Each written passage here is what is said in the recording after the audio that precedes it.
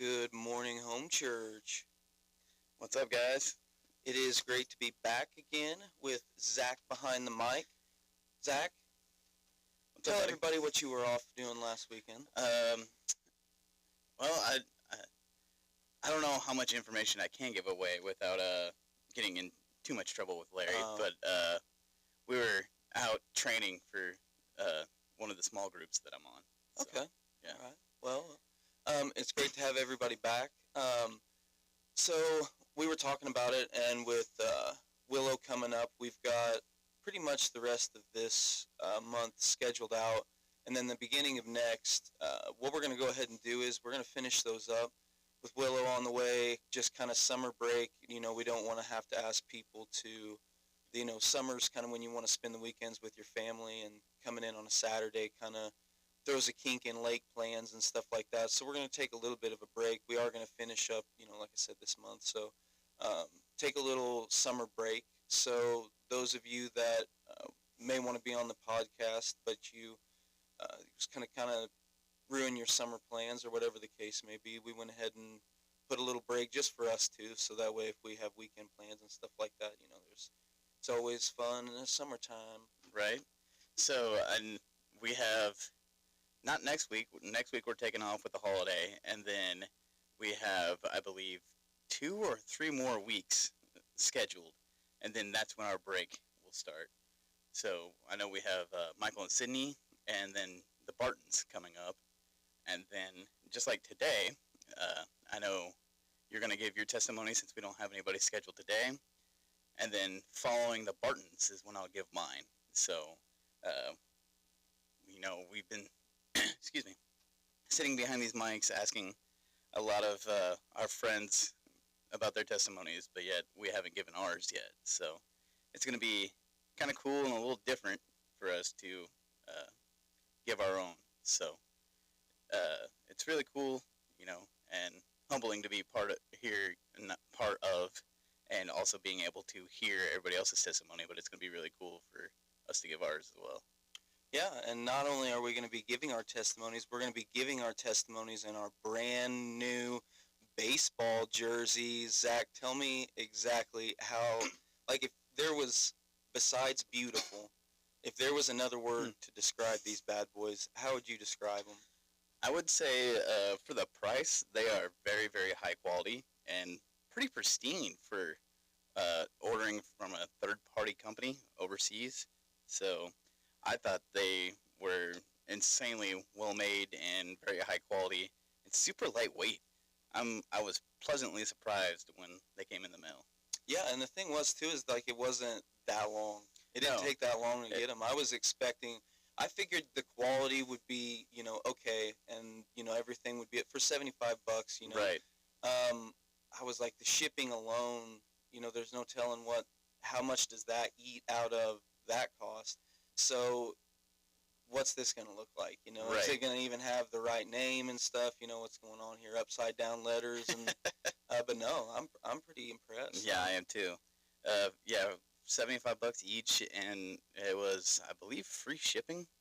So we just paid for the jersey and then the added letters and logo and stuff like that. So thank you, Amazon, for taking over the world and making everything cheaper and faster. Right. So it roughly from, I believe, the day we ordered it to the day we got them, it was a little over a month, give or take. But overall, I mean, after reading the reviews and stuff like that, I was a little nervous, but we took the shot, and it was well worth it in my opinion. Out of the park. Yep. So, unfortunately, I have a time constraint today, so we'll dive right in and we'll kick this thing off like we normally do. So, Nathan, when was the first God moment in your life? Was he, always around? Or when did you realize for the first time, this is, I remember I was always in church as a kid. That was one thing that my parents did. We were always in church in some form or fashion, So I had a lot of fond memories. I was somebody I was always shy, still kind of am, but I would always get out of little church and go to big church. So I could sit with my mom and dad and be comfortable, but it's not like I made ruckus or anything like that. So I knew if I kept quiet, I was like, okay, if I can avoid people and I got to just be quiet around my parents, like trade, bet, bet, fam, like that's what I'm going for. So, um, but I remember hearing big people sermons, and I think that it was sort of a hindrance in a fashion because I think as a kid you're supposed to know love and understand the love of Jesus and stuff. Well, I skipped that, and I just remember the Baptist churches that were, and I'm not making fun of Baptists or anything, but I just remember as a kid being afraid of God, and that's not the pastor's fault. That was just my own interpretation of it. I was afraid of him, and like I said last week on Jamie's podcast, I'm somebody who the Lord has changed my heart a lot, but it's never that I didn't want to do stupid stuff. It's that I just didn't want the punishment that came along with it. Right. So, like, I could speed, like, I didn't ever want a fast car because I knew if you get a fast car, you're going to drive fast, and you're going to speed, and you're going to get a ticket, and that's going to cost money. So I was like, all right, let's, we're not going to go stupid here. So I've always been somebody who's just feared punishment. So it took me a while to really fully understand Christ and understand everything that was going on. Everything that was going on, because in my mind, I was praying and I was believing because if I didn't, then God was going to get mad. Well, as a kid, that I didn't understand. That didn't make sense to me. And it kind of, I think, pushed me away from God just a little bit, because it was this feeling of, you're making me do this, but you want to make it sound like you're helping me out. And that bothered me, and I didn't understand that. Well, it's just because my knowledge wasn't correct. He wanted to love me because he could love me. He didn't want to love me because all of this other stuff that I was doing. I thought it was all about me and what I could do. So really, I remember back and forths, being in church, being out of church, but in my mind I was in church because I needed something at the time. And I knew, hey, if I just love this guy for a little bit, maybe he'll love me, give me what I need, and then I could bust out, the back door, don't have to worry about any repercussions. I didn't have to serve, any kind of stuff like that. And so my relationship really was, I kind of went to God when I wanted stuff, Right. And I was very selfish. I did a lot of foolish things. Really, it didn't happen until right out of high school. I kept on the on the straight and narrow fairly well through high school. I had a job through high school. I played golf and had a job for Ozark. So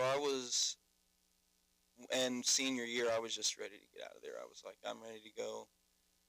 But something that really affected me as a kid was I had a really good friend, and for those of you that don't know, I do have had a severe anxiety of what people thought about me, and I was a people pleaser, and I found peace in a group of skateboarders that went to James River. James River Church had this thing in the parking lot called Hebron.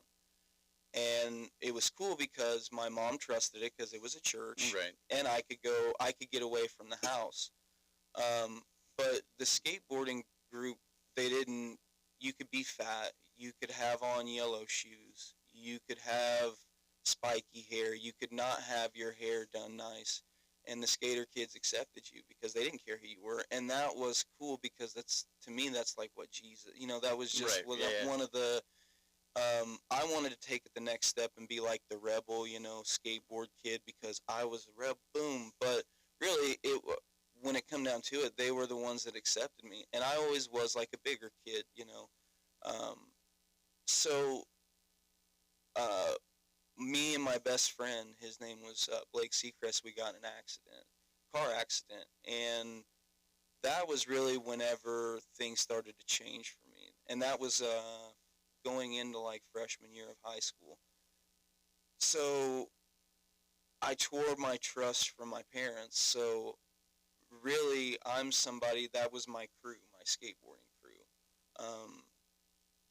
And though that kind of got taken away from me, and I don't want to sound poor pitiful me, or uh, point a finger at my mom and dad and be like, horrible parents. Look at, I understand. I disobeyed them. They gave me the freedom, and I took that freedom for granted, and I did what I did. Um, but that really affected me because now I'm at home. I'm. That's pretty much. I had family that I could hang out with or stay at home.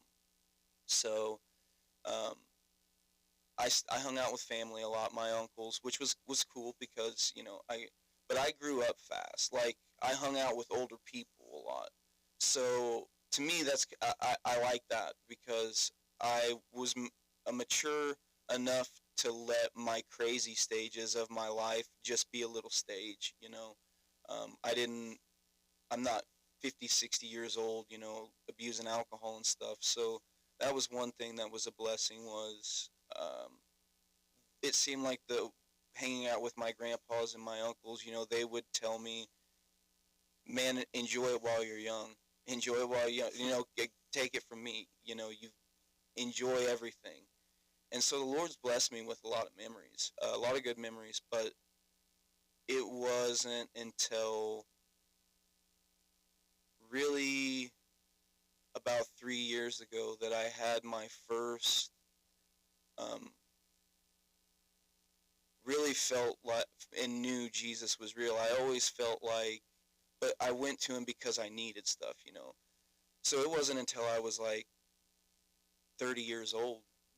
I'm 33, so it wasn't until I was like 30 years old that I had my Jesus moment, and it was just realizing um,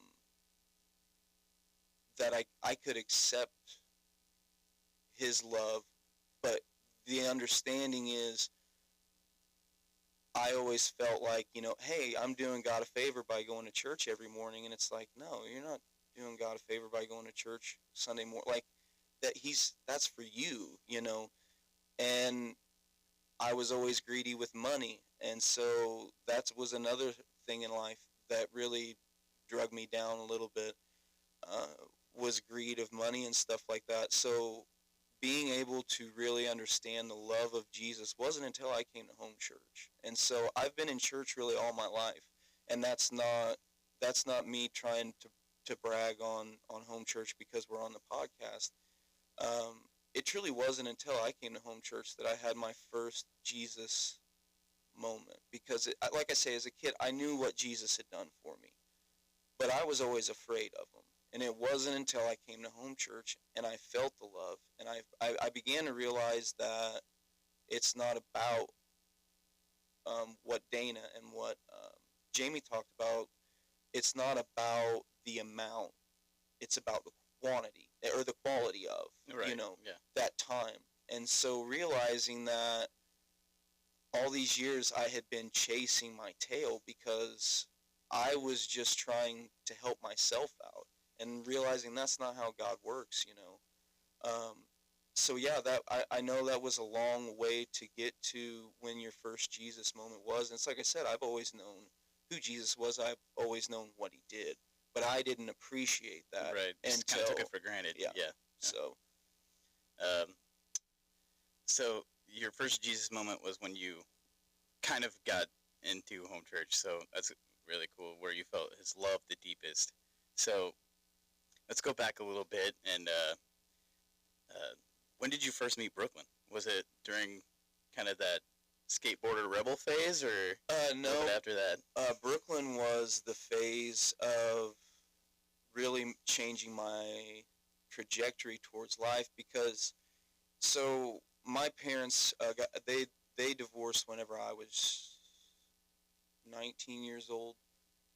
But as a kid that was kind of sheltered, I mean my home was home. That was Right. that was where I hung out. That was where. But my problem is I wanted to escape it as well. I Mhm. wanted to get out of there as fast as I could, but at the same place, I felt so comfortable there because that's where I had Right. to be, So, and it's like I said, I don't want anybody to think that I'm pointing fingers at my mom and dad. I fully accept what happened. I know that my parents gave me that little bit. I took it, ran with it, and what happened. So I survived. I'm walking now, and I'm talking about the glory of Jesus. So I don't hold anything. They were being protective parents. So I don't want to think. I don't want anybody to think like I'm like, oh, mom, I hate you so much, dad, I hate you so much. It's not that. It's just that whenever my parents split up, those were. I had It hit you hard. girlfriends. Yeah. I had girlfriends before that, and I had my first girlfriend up and out of the way, and but whenever that split up, I was in the mindset of, okay, they were together for 30 some years, and they had a 19-year-old kid, a beautiful home in Ozark. Um, they had this going for them, and this happens. So why am I going to waste my time with love? Right. And so you get in that mindset, and just hopping from worldly place to worldly place, whether it was a bar, whether it was a friend's house for a party, whatever the case may be, running from whatever it is, whatever is you're trying to not own up to. And mine is that I was just too self-righteous. I thought I could do no wrong, and everything I touched seemed to be failing. But the one thing that the Lord did was the Lord kept me in favor. I mean, everywhere I went, the Lord blessed me, and I made stupid decision after stupid decision. But whenever Brooklyn came around, I had got out of two pretty awful relationships, and the one, actually, how I met Brooklyn was the girl that I was staying. I actually moved in with her. Her mom had breast cancer, and she couldn't get around very well. She was on chemotherapy, and she was taking the pills, so she was real swollen. She had a lot of Right. water weight, Yeah. and she couldn't get out a whole lot. And Darlene, I remember I was 20 years old, and this is, uh, I was 20 years old, and I would sit on the front porch with Darlene, and she wasn't supposed to drink beer, but I would sit on the front porch and buy a 12-pack every Friday and just sit on the front porch because my girlfriend would leave, and I wouldn't know where she would go, and she'd be gone for 2-3 weeks at a time and leave me to take her mom to these, uh, to her appointments and to her friend's house, and wherever she needed to go get groceries. Um, and she goes, I don't think I'm gonna kick it this time. And she goes, can I have a beer? And I was like, no, you're not having a beer. She goes, well, I don't think I'm gonna kick it this time. So my mother figure had kind of moved away from the house. So I go to another house, and I kind of felt like another mother figure. Mm-hmm.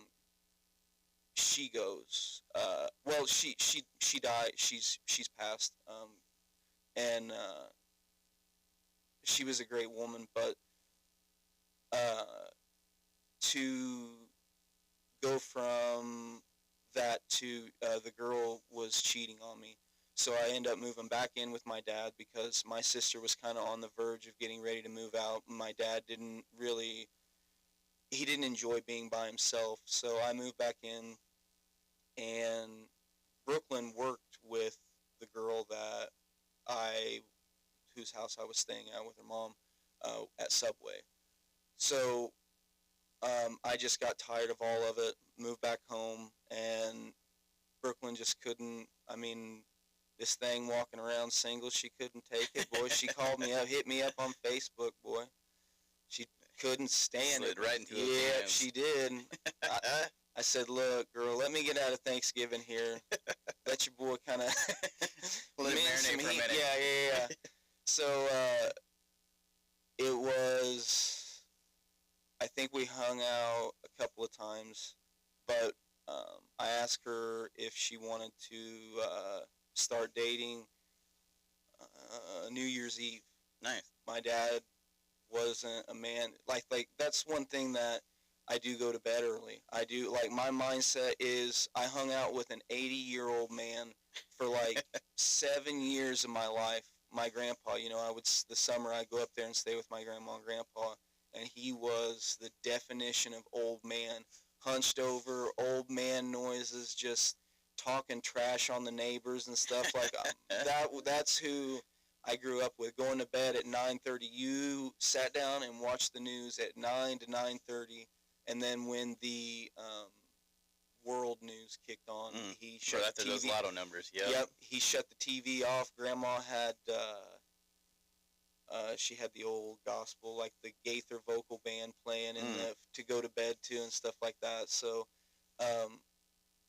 but yeah, I asked Brooklyn out on New Year's Eve, and so that's kind of how that started. And I never treated her like the angel that she is. I mean, I treated her awful, and it's not like it was just at the beginning of the relationship. It was towards the middle, and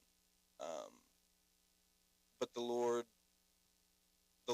gave her the strength to stick around, and I'm so grateful that He did, because I was so selfish that she could have gone on, the Right. things that I had done, but she stuck around, and I can't thank her enough for sticking around, because it's just fun to. I'm not one who likes to. I do enjoy talking, but it has to have an ending, and she doesn't have to have an ending when she talks. She just talks, and so that joy in my life, really, I can't wait to see. I hope, like, it's just going to be funny to see a little Willow or a little Brooklyn walking around, and I'll have 3 queens at the house: the dog that acts like a girl, even though he's a boy, Willow, and Brooklyn. So, but no, Brooklyn came in and really, it's funny to listen to Leo's story, and we had the Mortons on, and then we had, who was the other couple that we had on? Has that been the only couples together? Yeah, I think so. But we were talking about Jacob and Kate whenever Jacob and Kaylin. Yeah. So they had these things in common, and that thing in common was, before they were praying for that soulmate, but before that soulmate, they got that soulmate. They had to be right with They the had Lord, to be yeah. ready, and I feel so sorry, and I feel like I say, so sorry for Brooklyn, because she got a package that was not put together. Like, Right. the pieces were there, Some but assembly required, yeah. and she stuck around. You're straight from IKEA, bud. Yeah. And I came with no directions either. Like, I was just doing whatever I wanted to do. So, but that's been one thing that has really humbled me too, is realizing that I thought that I was the man and the strong in the relationship, and that whole time, like, she had the opportunity to say, "No, I'm good." Like, Right. She had every opportunity to leave. but she and stuck through it and dealt with it. So God gave her the strength and the courage and the grace to stay. So that's really cool. So you mentioned Willow. She's coming really, really soon. Yeah. How much longer do you guys have before she makes her grand entrance? Technically, like, if you're going by due dates, 4 weeks. So a month. She was a month last night, I think she said. Wow. So I'm only assuming that you guys are extremely excited about that. So Yeah, it's been kind of fun I've been kept so busy that it's something that the Lord has really blessed me, because whenever the old me, like, if you were going to give a baby, like, I don't care what the rules were, I had a God so that baby could be born 9 months in one day. I'm just, Right. I want it now is basically what I'm trying to say, and I know that came out stupid, but I want everything now. So the Lord is really, that's one thing that's been really a blessing that He's done, is just ease my mind on anxiousness and hurry, get here, is really just understanding that whenever it's time and whenever it's ready, because we've done everything that we can do to prepare, and I probably make Brooklyn mad, because it really does, like, she's got the bag packed and everything, she's ready to go into labor at noon today. It seems like, you know, like she's got the bags just ready by the door and stuff, and I'm just kind of like, okay, you know, When it whenever happens, it things, happens. Yeah. well, you know, like whenever there's more signs, like you're Yeah. not, you know, you're not even, you know, so it's, obviously it's she's the one carrying around the baby, so I'm sure she really does. She is hoping that it comes out as soon as possible, but um, yeah, excited, but just like just understanding this whole time that it was a blessing to begin with, and it's going to be a blessing to end with. So just the patience, we had to have patience for her before we seen the test results, you Right. know, and then we have to be patient until the due date, and then she comes here, and then you get to spend your time with her. So, you know, it's kind of just understanding patience. Like that was another thing that I was awful with, was patience. I had to have it now, had to be done now. If I wanted it, if we were buying it now, whatever it was. And so to really soak up the time, and we had a baby shower. Her mom threw a baby shower. Her mom and her grandma, they did an amazing job. Um, but they threw a baby shower at our house, and there's like decorations for Willow that are up in the window and stuff. And it was just fun to walk in. Like I wanted to leave them up just because cause it feels like her first birthday party, you know. Right. Like that was the first party for Willow, so it may look goofy having her decorations up and stuff still, but like just realizing that it's closer and it's closer, but not being like you need to hurry up and blah blah blah. Just knowing that God's timing is the best timing, and whenever that happens, that happens, and that's another thing too that's been cool about the whole Willow situation is that um, just sit down and relax and Right. quit trying to make it you. It'll happen when it happens. Yeah. And so So, how long have I know you guys had been wanting kids for a while? Was that always something that you guys wanted, or was it something that you guys had to talk through and like, okay, now we want to start trying? And then how long did you guys have to wait? well, we one thing that Brooklyn I think seen was that I think Brooklyn would have liked to have had a child sooner, maybe not. But I think she's seen who I was and that we couldn't really afford a child, you know, because I was spending money left and right, and she was trying to keep up with that kind of stuff. So I think she realized that, and we both knew we didn't need one right then and there. So um, she did have birth control. And so whenever we decided we were going to, and they took the birth control, she had one of those things in her arm. Mm-hmm. When they took that out, they were like, "Hey, we just want to let you know, like, there's a good chance you could not be able to have children from this, and or with up to a year, you know, like of us taking it out. Right. So with up to a year, you're probably not going to, don't expect to, and then afterwards, there's the likelihood that you're not going to have them at all." And so um, that was, we got married in 17. I want to say it was like 2019. We were like, yeah, let's start trying. And yeah, because it would have been like between 17 and 19, she had it taken out. Mm-hmm. And so we knew for that year, basically, you know, there's no, you know, don't give your hope up. Right. And so we tried for probably 2 years up to praying and really asking for a child, you know. So we tried 2 years, and then like 2 years after that, just really earnestly praying. So it was like 4 years we were trying, you know, and just for I would say the first 3 years it was started to become anger and stuff, and then that next year after that it was just we started here, um, really serving. We started serving in the youth, and we began to realize that God needed us in the youth. So if we could have a child, and pursue teaching in the youth and helping home church and serving in the media and stuff like that, then and God would allow us with a child to do that, then let it be so. But if we couldn't serve God's church at the time, and we couldn't have a child at the time, and we were going to take the child and stay home and then start watching online, and then because that's what would have happened, you know. Right. So there's been things that the Lord's worked with us through that time of patience and understanding that, hey, we're not ready for it right now. We got to work on ourselves more, first of all. And second of all, I think God also had to, our relationship wasn't where it needed to be, you know. So we had to come together in that relationship. I had just started serving in the church, you know. I would say about a year prior to that, had changed my ways, and I was really starting to work on my relationship with Brooklyn.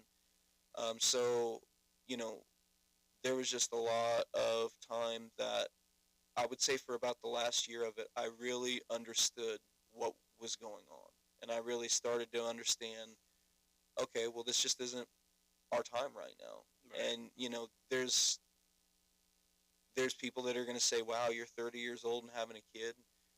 But there's also the stories of, you know, the 40-year-old, you have a 40-year-old dad and he's the best dad ever. And, you know, it's, you know, you hear these great stories. And so understanding that there are people that are going to say stuff, and there are people that are going to, you know, you are going to see people who are 21 and 18 who are having babies and don't even know who the fathers are. And you're like, you're going to let them have a kid? You're going to let them have a kid and not us? And you begin to realize that you're working for God, you know. And if you're praying for a child and you're praying for it to be in his time, that means that God's got to have you childless at this moment, because you can't handle a child, let alone a child with the task that I'm asking you to do, you know. So we understood that, and it helped us grow as people. It helped us say, okay, God, what do we have to do to make us parent worthy? And not just like ready for a child that day, okay, it's born, because obviously there's the process of the whole 9 months, you know. Right. So if you were to have an orphan child and somebody were to say to us today, this child needs a home, you can suffice it. Am I ready for that? Am I ready to take on a child right now? And no, there was no way. I would rather go to the golf course and spend $80 in one day at the golf course on a Friday and a Saturday, so there's $160 on the weekend. I would rather spend that $160 a week on myself so I can enjoy golf. And I started to drop these hobbies and these sort of useless things, and I began to, um, you know, just kind of incorporate things that I had that were given to me, and I started working that way and began to realize, okay, this is what adulthood's about. It's about giving up things that you really do enjoy, but you know that there's a process behind it and that there's a step behind it, and that step is that if there is a child there, or there is something there that needs you, if you can't even give your time to God, what makes you think you can give your time to a child? So really starting to give our time to the Lord and understanding that we weren't cashing our time in with God as V-Bucks, you know, and we were going to redeem these V-Bucks for a baby at the end of 3 years. Understanding that's not how it worked. Understanding that whenever we were worshiping and we were praising, there were also worshiping and praising where we were only doing it because we were like, God, I know you see us, so I don't want to worship and praise, but I'm going to do it anyways. And realizing that you fight through those thoughts and understanding what a miracle it is. And I can't wait until she's here, yes, but understanding what a miracle it is in the process. And whenever Willow's born and whenever Willow's here, she's not going to just be another baby that was born. She's not going to be just another child that has a name and then dies away. She had something behind her. She had faith behind her. She had a church that prayed for her. Understanding that there was somebody that did that for me is another thing that changed me. But just that whole not being able to have her here is a little difficult, you know, at times, but understanding that there's a purpose behind her makes me just that much more excited for whenever she gets here, you know, and I'm willing to wait for that, you know. Right. So I'm assuming you guys. Oh, my mic fell. Sorry about that. I'm assuming you guys have her nursery done and all that fun stuff already, or if not, pretty close. Her mother and my mother and Brooklyn herself have put a lot of time into the nursery, and it's there. I think I'm pretty sure it's all done. I know her mom said that she had to come over for a few more things, but my mom's been over there this week helping Helping out. kind of. So, but yeah, I think she said that the nursery's done, that the bags are packed. She's got the bags ready. She's got everything ready to go. So That's cool. she kept asking me like what clothes I had picked out for, and I'm like, you got another month.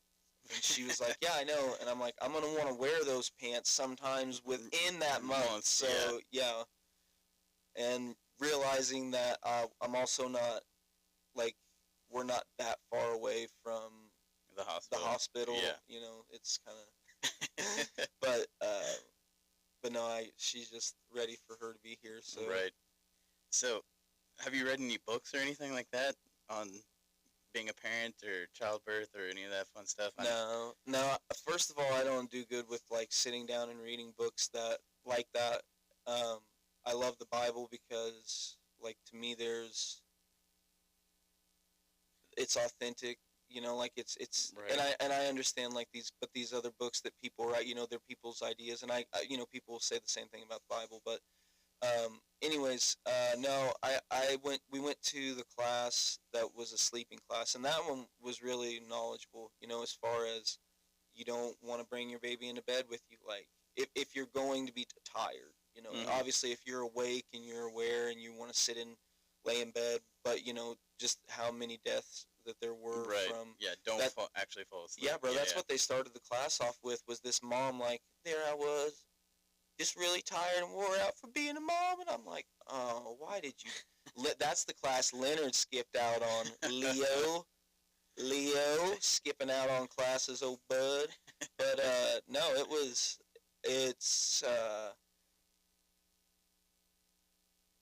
Brooklyn's such like a natural mom, anyways. The way that she is with kids, like she watches her cousins and stuff all the time. She's just kind of a natural mom.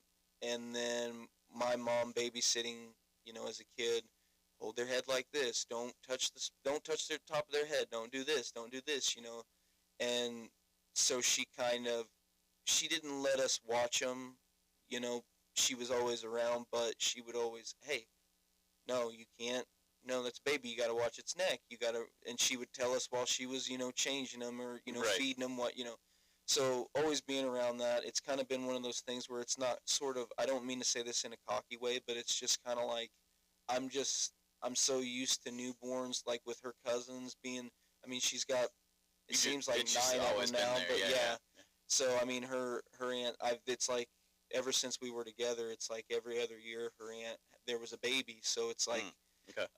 and she babysat and stuff like that. So, but no, I'm not one to really, obviously whenever, I probably need to, you know, but it's kind of like putting stuff together. I never read the manual anyways, and Yeah. somehow I think that's made kind it of here. a guy thing too. So yeah, none of us really have to. Well, we probably should read the manual, but you know, we all try to wing it before, and Yeah. then we get stuck, and we're like, well, where do we put that manual? Yeah.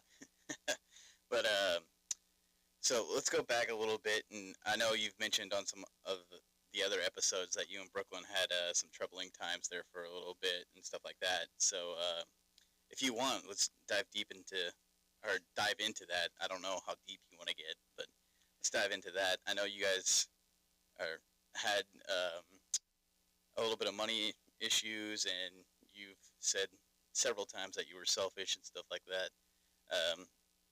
Was Brooklyn always like in your corner, or you know, did you guys fight a lot? No, and that was the thing. We never fought a lot because she would cower down, and so she wouldn't put up a stand. She would just let me do, because she knew I was going to do what I wanted to do anyways, and she didn't want to fight. She didn't want there to be friction there, you know, so she would just kind of cower down, and I knew she would cower down, so that was something that I used, and that's what I'm, you know, whenever I say selfish, like I use that to my advantage. I knew if I wanted shoes, but that was where the money issue come from. Like I would want, I would have a pair of shoes that I liked, but I didn't have an outfit that, you know, went with it. So I would go and buy shirts and pants that matched it, and then spend like 150 bucks, and then come home and there was only one shirt that I liked, and the other ones I wouldn't return. I just keep them, and they just hang around. Like I've probably got, I'd say 4 trash bags full of shirts that I'll never wear. So, um, but no, she always did less. She always would. That's why she enjoyed watching her cousins anyways, but she always made money watching her cousins. So there for a long time, she was just watching her cousins to help make extra money. And then she would, I think she DoorDashed there for a little bit. But I was also working 60 hours a week, and that was what I'll talk about. I think that year I made $86,000, and it's the brokest we've ever been. Like, Right. I remember there were weeks where, because I used to chew about a can of Copenhagen Wintergreen a day. At the end of the week, it was like 80 bucks. Um, so there were weeks where I'm like, I'm not giving up chew.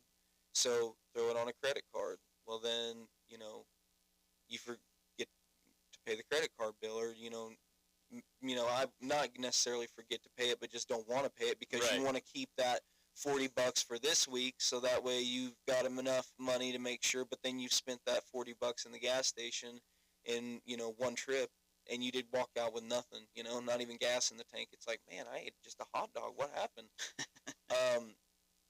But that was the thing there. She got the essentials for her, what she would have to have for the week, and then she would just sort of wing it. And that's basically what happened. Well, we got so far behind that, and this was the first where I turned around as a man. And her parents, what happened is she was paying credit cards with credit cards. And so she had forgotten about one of the credit cards just altogether. And we had kind of started to level out just a little bit. And it was right before COVID happened, actually. And she got, her mom and dad called us one night, and they were like, hey, there's a sheriff out here looking for Brooklyn. And they just wanted to serve her papers. Well, it was papers for the credit card company going to take action if we didn't, call. And so she didn't want to tell me about it because she didn't want me to be upset. She didn't want to hurt my feelings. But she also was like, I don't know where we're going to get this money. So she just called her mom and dad, and she was like, hey, do you mind if we borrow some money? Because if she would have known, I'm somebody that doesn't want help. Like, I'm not going to take money from my mom and dad. I'm not going to take money from somebody else. I'll drown and die before I ask for help. That was who Right. I was. And I was just prideful. And realizing that there was really no answer for it, her mom and dad, she was thought, they were like, so what was the whole sheriff thing about? And instead of being, oh, it was nothing, she was like, well, this is what's happening. And they were like, well, here, we'll pay all of your credit card debt off. And it was like, I want to say it was $25,000, something like that, because she had like 5 credit cards with Chase, and she had maxed all of them out for our wedding, which we had an amazing wedding. But just realizing we couldn't keep up, and then I had this loan, that loan, and I had a brand new 2016 Dodge Challenger RT, and just living high on the hog without anything. And like I said, it was brokest that we had ever been. And she just asked her mom and dad for help, so they paid all of it off, and they were like, here's what you're going to do. You're paying us back. You are going to pay us back. We're not going to charge you interest because you're going to pay it back to us in 6 months. And I'm like, do you not realize we're broke? Like, I don't think you get, Right. like, and she was like, no, it's possible. She's like, you're going on an allowance. And we almost got a divorce. nerves because I was like, no, this isn't, I'll do what I want with my money. First of all, you should have come to me and told me, hey, my mom and dad said this, and so I was letting pride step in the way. And I was very upset. I was very angry because I was embarrassed, is what it boiled down to. Right. I was just embarrassed.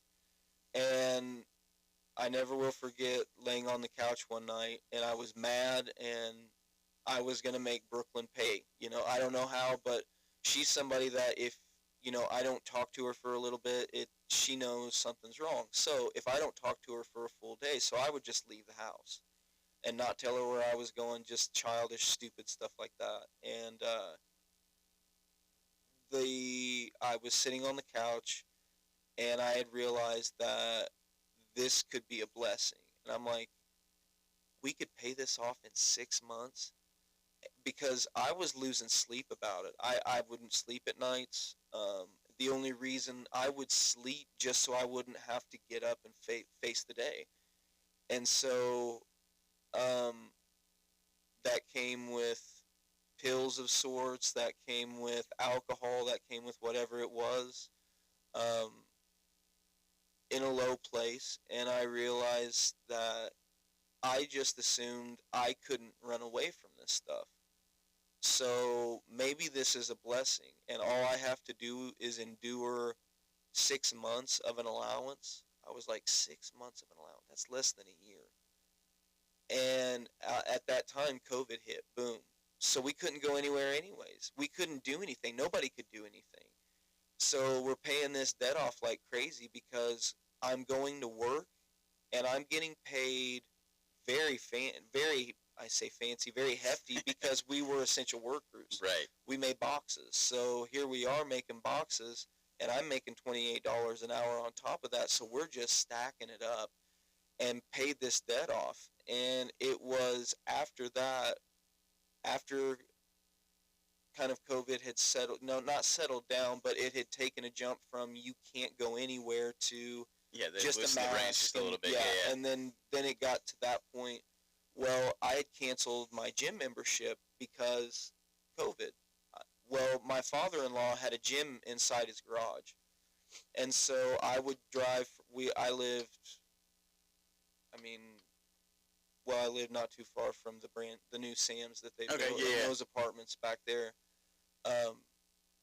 Weaver Creek, yeah. I was like, I can't remember the name of it. But anyways, so I just took a back road to their house. They lived like 5 minutes from us. And I would just take a back road and then go to his gym and work out. And I was working out one day, and I hadn't listened to Christian music in a long time. And I had just had something on my heart that was like, I needed something that was I could relate to, because I just felt like I had sacrificed a lot, and that there wasn't anything abundant coming out of it, you know. Mm-hmm. And it was at that time that me and Brooklyn had really started talking about having kids, because I wanted a dog. And the apartments, you had to pay such an expense that it was just outrageous to have an animal. It wasn't worth it. And the only animal that we could get that met their rules was the dog that Brooklyn wanted, which is a mini golden doodle. But it was like $5,000. Holy cow. And I'm like, we can't afford that. But we could, because we had saved up this money. Right. So we had this money saved up. The debt paid off. Her parents paid off.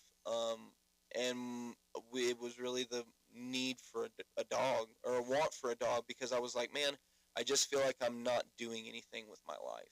Mm-hmm. Like, I'm not helping anything. Like, at least if I got a dog, I could help care for it. And I felt like I was doing something, you know? And that's whenever Brooklyn was like, but they didn't say anything about kids. And I was like, yeah, you know, financially now we're here. We've got all the debt paid off. We got rid of my car. The Lord blessed us with that. We were able to take her car, or take my car that I had, pay her car fully off, and then put a lot down on her car that she drives now. I took her old car, so we're done with the car payment. That was a blessing. And I was like, financially, boom, boom, boom, we're ready right now for a kid. And for the first time, it was exciting because we had something to back it up with. And it just wasn't in the cards. And so, but yeah, that was basically, it was just me not wanting to accept a favor from the Lord. And the Lord's like, this, because in that time it was a weird time because I had this flux of, it wasn't that I felt God to go to God to help because I knew this financial situation. Like I could physically see the fruits of not going out and spending $200 on clothes every weekend. I was seeing the fruits of these labors and I was like, but God, I'm still not fulfilled. And that's why I thought, okay, well, with a child, maybe a child would help fulfill it. And that really wasn't what was needed at the time. So, but that was the struggle that we went through was my selfishness and not wanting to accept a handout from God. And then when I did realize what it was, that's kind of when things started to fall in place for me. And we talked earlier about my first experience with Jesus. It was in this time. It was in this time period. So, I mean, it wasn't like I've been this avid Christian for 33 years. I mean, I wouldn't say that at all. I, um, I let the devil waste 30 years of my life worrying about me. And to have a woman that seen that and she was like, hey, eventually he's going to be something like that. Uh,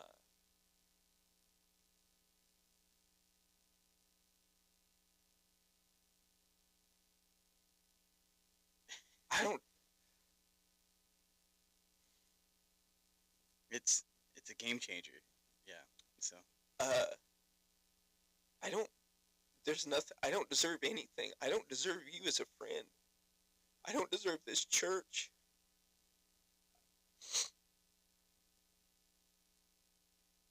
To take these things that for granted all these years and not realize.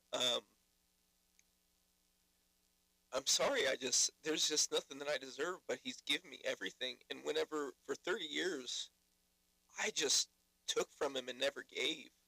And, thank you.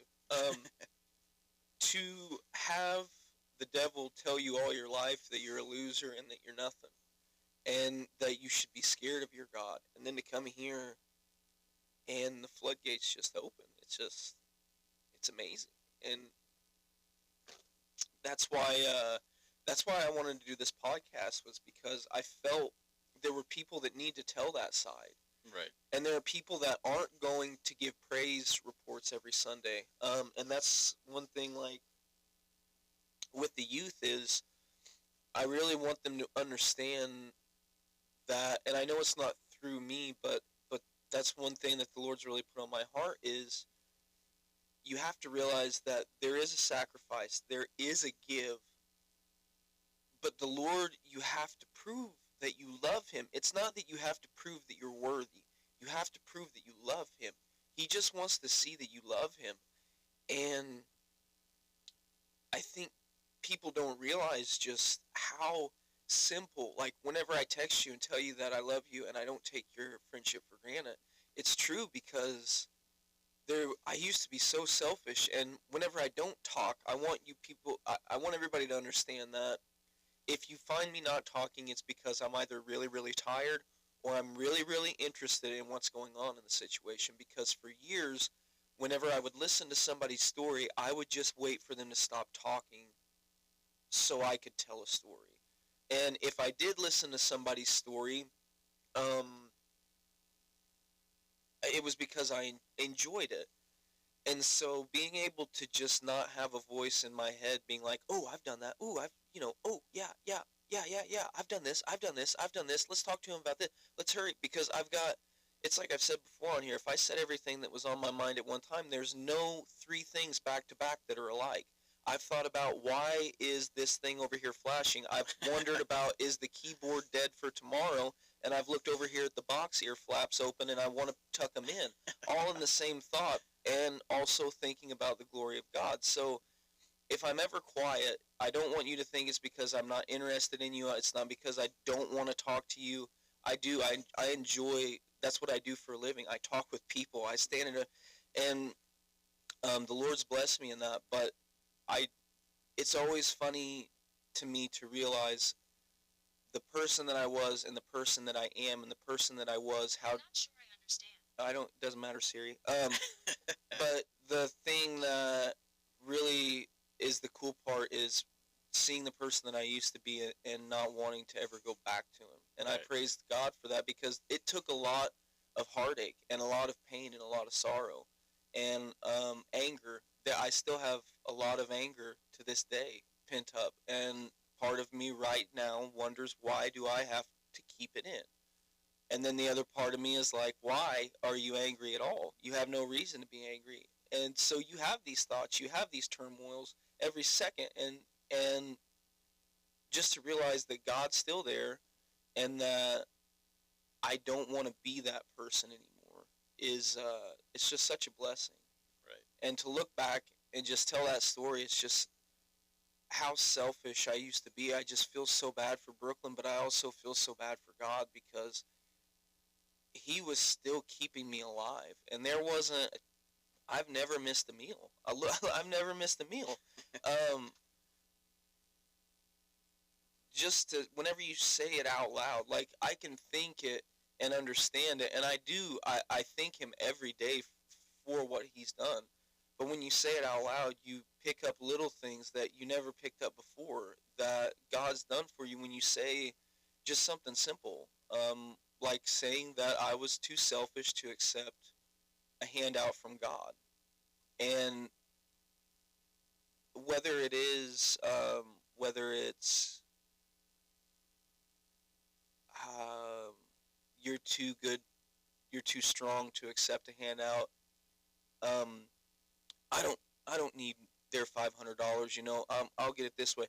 And then you go to God and, hey, God, will you help me with this? You said you don't need handouts.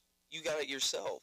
So in your mind, you've got it yourself, but you're going to God because you have to go to God, right? Because if I don't go to God, then this whole thing doesn't work out to begin with. So if I go to God, I have to go to God, but I can't go to God in fear, because if I go to God in fear, then it's not like praying at all. And then the next thing you know, you're like, why am I've spent 5 minutes talking about prayer and I've not even started praying. And you realize quickly that it's just like Dana and Jamie and every other person on this podcast has said, it's about the quality. It's about the quality. If it's 2 minutes, it's 2 minutes. But if it's 2 minutes that you really wanted to go play video games, but instead you're going to sit here and talk with God, that's 2 minutes you sacrificed. Because I really wanted to play video games. And so what people want to do is take that and put that in, like I said, the penny bank. Okay, well, God, I didn't play for 2 minutes. You begin to realize, and it slowly starts fading away, that, hey, man, like we've got eternity to spend with God. This measly little 80, 70, however long, I don't want to minimize anybody's life to where they were, no, but that's basically my testimony, is just for anybody that really, the marriage is tough and it feels one-sided and you have felt like you've packed the burden, talk to Brooklyn. She'll tell you what she did to help get her through, because it wasn't me. I was so selfish that the last thing that I was thinking about was me. So just remember, it takes a while sometimes, and it's not fun, and you are going to hurt. But the best part is that you heal from that hurt, and you either learn, or I was talking with Jamie, you either learn it or you get lazy and you have to be taught again. You learn it the first time, or you're going to have to be, unfortunately, hey, we got to teach this, we got to teach this. And so just understanding that consistency and that quality is what it's about. Yeah. And not to be corny and cheesy, but I mean, it ties into like one of my favorite baseball quotes. I mean, don't let the fear of striking out keep you from playing the game. Yeah. I mean, there's times where you're going to feel like you're just on a losing streak and constantly getting struck out with those 97 fastballs and those sliders and stuff. But I mean, just keep going at it. got huge plans for your life, and whether you see it today or you see it 9 months from now or you see it 15 years, or you never see it, God's not working in your life. That Yep. was a double negative, my bad. But God's always moving, whether you can see it or not. So it's really cool to hear your story and see how far you've come just in the 3 years and the 2 years that I've personally known you Yep. and stuff like that. So uh,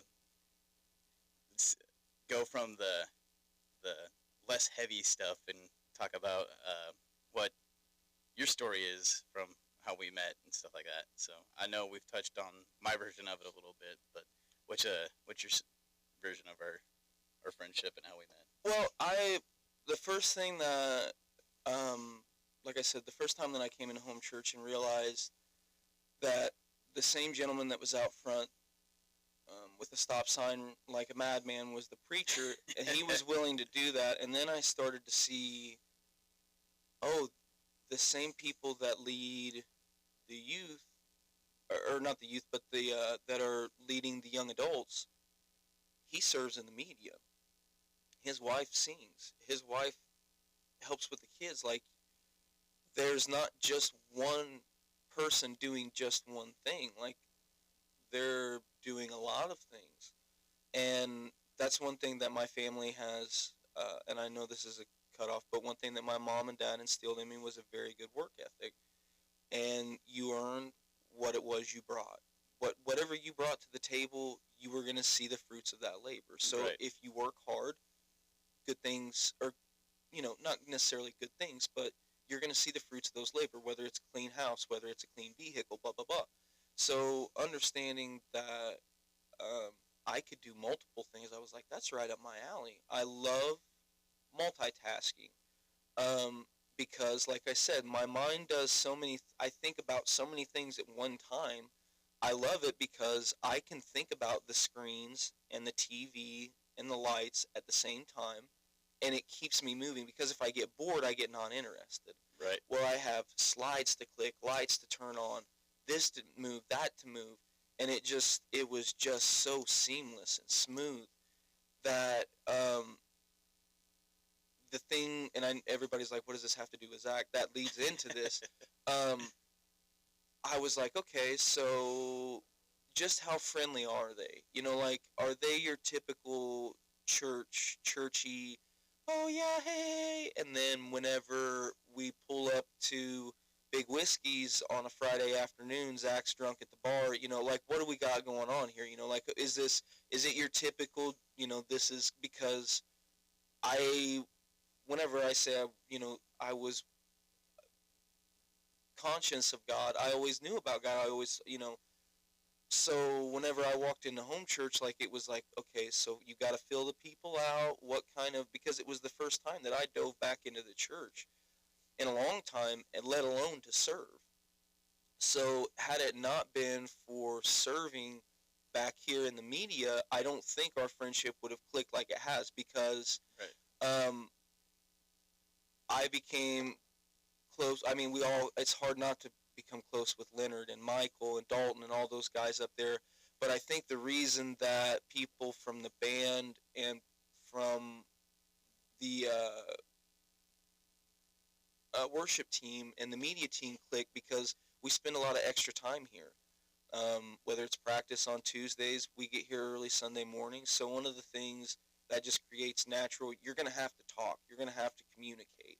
So serving, I think, helped in that. But I think the thing that really changed our relationship was base camp, whenever we went up and we did that. But the Lord had been working and helping us get comforted with each other, because that was a big step. Because Right.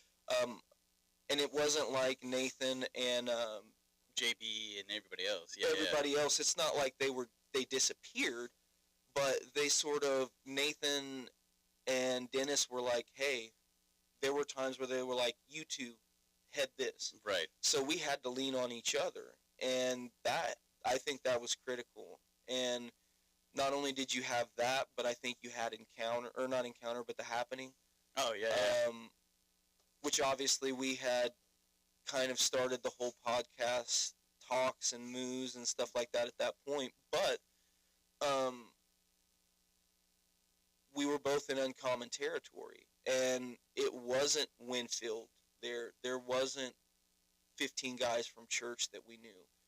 Yeah, your wife was there, Jacob and Kaylin and Brittany, but it was a room full of kids. And you made the comment yourself. You're not a big kid guy. No.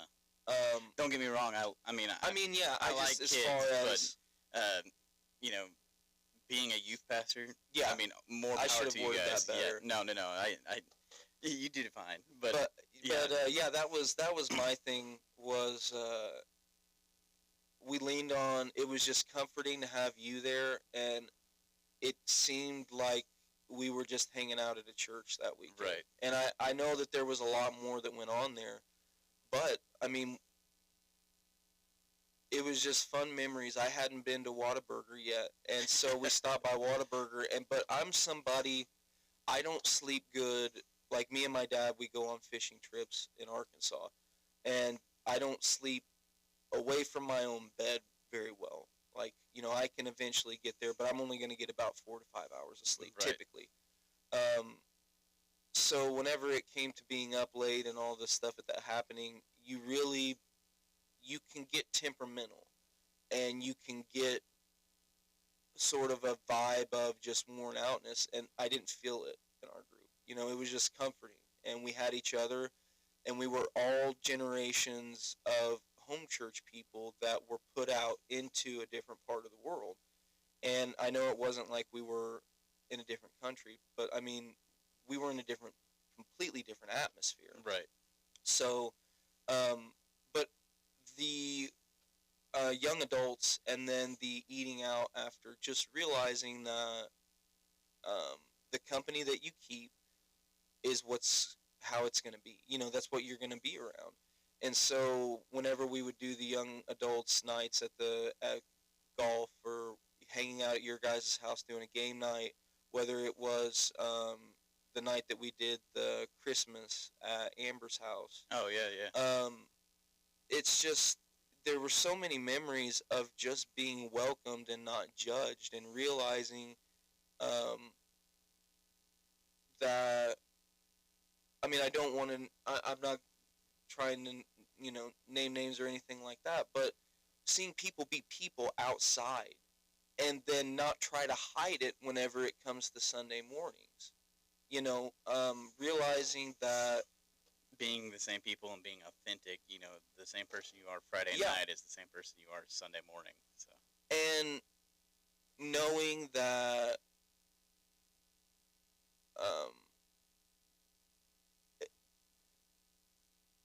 I think, like I said, the only way that I was comfortable around people before was drinking alcohol. Like, if we would go to the driving range or go play a round of golf, I had to have a drink before I hung out with any of my. But that's another thing that we did. You just get drunk and tell stories about being in high school because you're 27 years old and you know everything. You go from that, and like I said, I've drank in front of you guys. I've drank beer in front of you guys. Whenever we first started, and we did the, I think it was just the men that night. It wasn't like everybody. squeaky chair. Yeah, but realizing that that was a Saturday night, and I came in Sunday, and I didn't get drunk by any means. I just I think I had 2 beers. Right. But that was my way of relaxing, because I'm not somebody who is going to, if I met you for the first time, and I don't talk your ear off, I'm not that kind of person. I do have to warm up to you a little bit, and the temperature of the water has to, kind of level out. But that was another fun thing, is just realizing what we had in common and stuff like that. The video games, I'm somebody who, like I said, I stayed at home a lot, but I could get lost in a video game, and I could lose the reality of my crappy life and go into this video game, and I could put myself in this guy's situation, and that was very unhealthy.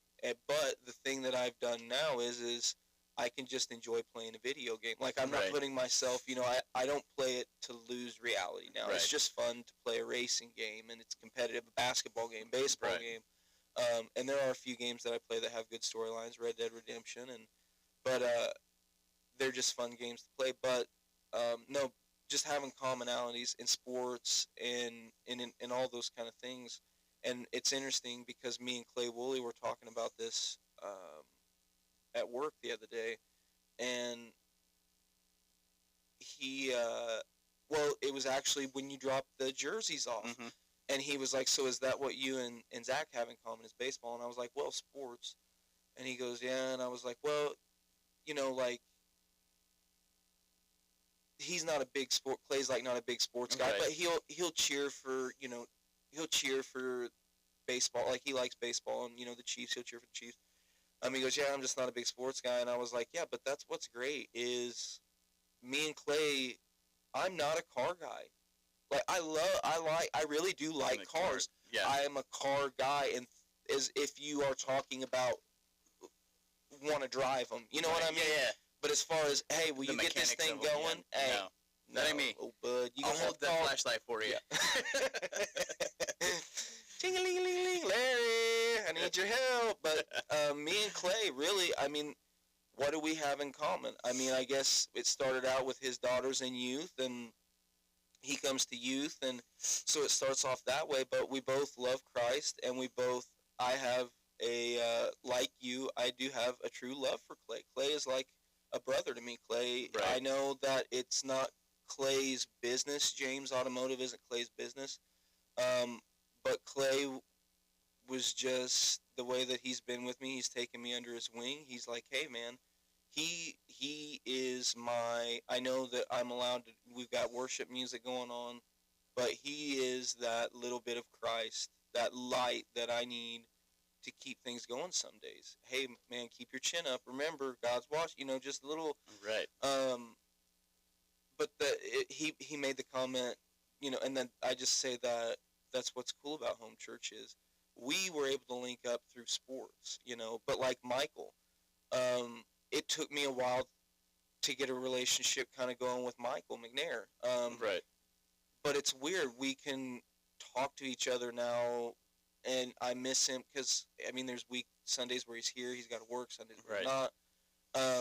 And you begin, whenever you were gone last week, you get a true emptiness whenever you don't see that person. Right. The Winfields, my heart it smiles every time I see Sarah and Nathan because they have so much going on with Beards and Riffs. Whenever you see that family, that relationship, Clayton and Jamie, whenever it's like a Wednesday night that I know there was one where they weren't able to make it because Clayton's friend was in the hospital, and you kind of miss that void, and it's like, I seen him Sunday, and it's Wednesday, and it's Sunday again, so it's like a week, basically, but it's felt like forever. Yeah.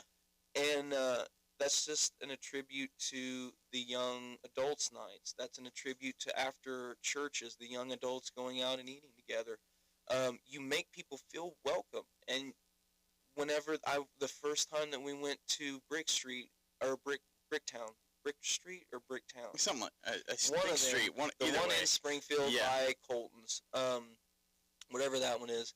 But that was whenever I remember really feeling comfortable. Clayton and Jamie were there. The kids were there. And Natasha and Brett had Bridget, which she wasn't saying no then. She was just giving out hateful stares at the time. But they were talking to me like I had been a member of that church for years. And that's just an attribute to the atmosphere. And that's one thing that I want to let you guys know is that I know that there are weekends where we're not there. There are times where we don't go to eat out after church because we really have, me and Brooklyn have been trying to work on us time because Willow is on the way. Right. And so I work till 5:30. She works till 5. Tuesdays and Wednesdays, I'm generally right here after church. And then we've got Sundays, early in the morning. So we try to get our time in. But if you guys hadn't opened up that atmosphere of welcome to our house, this is who we are, you're more than welcome to do what you want. We're not going to pressure you into feeling like Bible thumpers. We're not Bible thumpers. We're not going to sit here and preach to you and tell you need to be here, blah, blah, blah, blah, blah. You just make people feel welcome, and that's that's what it was. When Dalton talks about discipleship, that's what you and Caitlin do. You spend authentic quality time with the people around you. It's not numbers. You're not looking to turn in, hey, did you hear we got 20 people at um, young adults the other night? Oh, we need 35. It's about quality. And that's another thing that I think you guys do a very good job of. And I know that's kind of a long way around. We've talked about this for a hot minute on our relationship, but that's what I would attribute it to. Is just, I mean, whenever home church says community, that's what it is. I mean, Yeah. find community, find purpose, find Jesus, and it just shines through every department. And I hate to call it a department, but you have your worship department, your media department, your baby, you're the toddler department, and then you have the kids, and then the almost getting ready to be adult kids, blah blah blah. um, 5 through whatever, I can't remember what it is, but no matter what area you're in, a greeter, there's not one person that acts better than the other, and the other departments are just as grateful for the others as the others are for them. Right. The media team loves the fact that the band doesn't just come in and slap stuff together. They earnestly care. It makes it easier for us. It makes a 2-hour practice a 2-hour practice, not a 4-hour practice. Right. And in the same time, if we just come in here and we're 5 slides behind and they're trying to figure out what song it is, they're going to get frustrated. So understanding that each individual is here for the same purpose, and that there are going to be mistakes and that things are going to happen, but we love each other through them anyways, is home church culture. And that's just one thing that I would attribute to our relationship is A, how home church is, and B, how you guys are with the home church motto with community. You just let that time be real. It's not numbers. It's not you're trying to show off fancy thises and fancy that's. You're there for the company, and that's I just love it. Right. Yeah. I mean, that's one thing Caitlin and I sat down and actually talked about is how can we use our house and everything we have to be good stewards of God. And that was when we bought our house. The one thing we wanted to do was make sure we had more than enough room for everybody to come over and hang out and just build those relationships and get people closer to God through all of it. So we're beyond blessed to be able to make sure that happens. So speaking of the young adults, we have a game night tonight that unfortunately I won't be able to make it to, but Caitlin's hosting that at our house, so I'm not entirely sure what time that's happening, so I'm sure she'll yell at me for that. No, I think it's 5 o'clock. It probably is. I think it's 5 o'clock. So, but is there anything else that you want to share that we didn't get to touch on? No, man. I think we pretty much touched on all of it. I know you got a skedaddle, so there's not really a whole lot. I think we pretty much got to the roots of everything. But it's fun to be able to share testimonies like this with each other and just know that it's cool just to see like the jerseys and know that this is like a thing. Right. And that all, it's like I've rushed my life so fast. Like I really wanted to play baseball. Like I really do. Baseball is a true love. Am I good at it? No, but do I love? I could just sit and watch. I love the Cardinals. I do, but I am a sore loser. So the one thing that I've done is me and the Lord have made a pact that I am a Cardinals fan, but I don't watch Cardinals baseball. I don't keep up with Cardinals baseball because I get angry, I get frustrated, and I don't like getting angry and frustrated. But we're on a winning streak right now, though. Yeah, but I mean, hey, you gotta.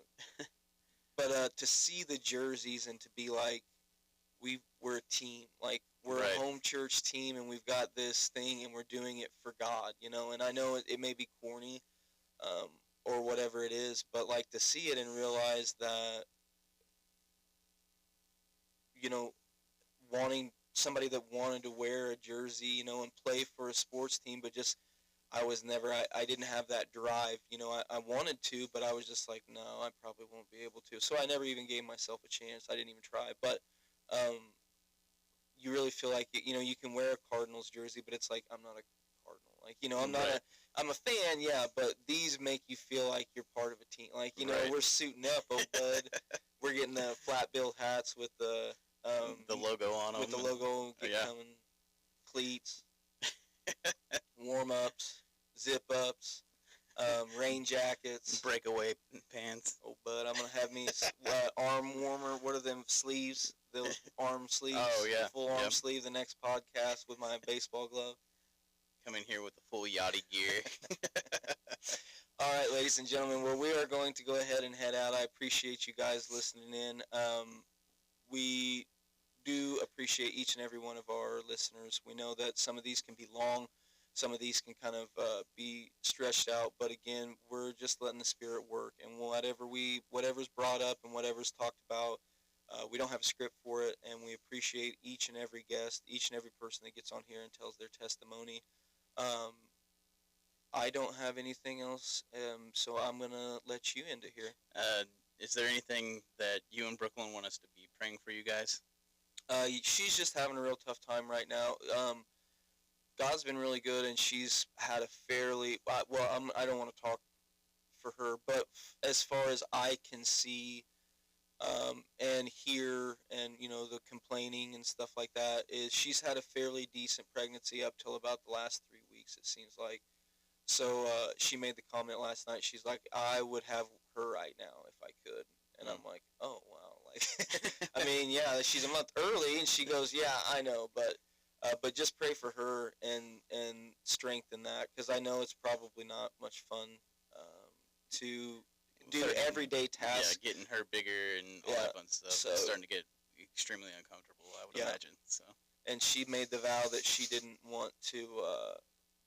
She was like, I don't want to take early leave. Like, I'm gonna work up until the day, and I'm like, okay, well, we'll see about that. So, but no, just that, and I mean, really, everything just seems, everything is really good in life right now, and I know that I've definitely gone through a lot of storms to get here, and I just want to thank God for being through those storms, but also here right now for this moment, for moments like these, because it's been a rough, like last 4 months. It's been really, really rough, and this week has been just a very, very good week. Things are just starting to, and I know that could change as soon as I leave here, but while I can, I want to give praise to God and just thank Him for this week, and thank Him for everything that He's done. But yeah, just pray for Brooklyn, and just that's my praise report. He's just been very good over the last week. So awesome. Again, like Nathan said, thank you guys for listening. Church is tomorrow at 9 a.m., and I have not seen Rev's notes, but I'm sure we're back on the Beatitudes, so I'm sure he'll have a long one. Well, Leslie wasn't here this morning. That's true. So Rev had to come up with his own sermon, so we'll see tomorrow. We'll see tomorrow how many pages he's got. But thanks again for you guys listening. We appreciate it. We love you guys. And if you want to be on the podcast, go on the Church Center app and find our, I want to say tab, link. But that's not, link. Thank you. And fill out the form. There's a couple questions on there, and we would be more than happy to have you guys on. So. And again, I would also like to thank Mandy for giving us the opportunity to do the announcement videos. Yeah. Those truly were fun, and I know it may seem silly, but I know how Mandy is, and we love you, Mandy, but you are very controlling, and you are able to. And I'm not making fun. I'm not making fun. I'm not. I'm just. I know whenever she's very particular, and she likes. But it's in like the best way. Yes. And she does the announcement videos are on a dot, and her and Corinne can do them, I think, in like 30 seconds. She said. Yeah, and we to do 4 of them, we took a little over 2 hours. So the fact that she had the patience and was able to wrangle the 2 of us in and get all 4 of those done is really, really cool. So. But thank you, Mandy. We appreciate it, and we will see you guys tomorrow. All right, guys. Stay blessed.